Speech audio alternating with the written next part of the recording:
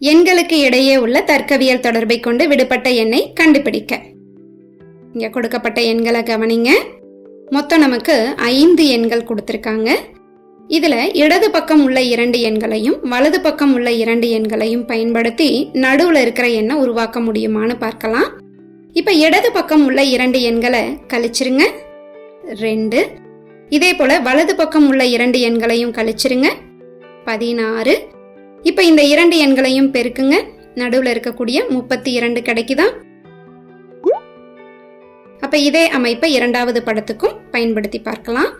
34 minus 20 14, 27 minus 22 5, இதை பெருக்குனா 70 சரியா அமைஞ்சிருக்கு.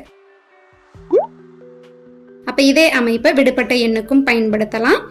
67 இருந்து 54 கழிச்சிட்டோம்னா 13, 20 இருந்து 12 கழிச்சிட்டோம்னா 8, இதை பெருக்குனா 104.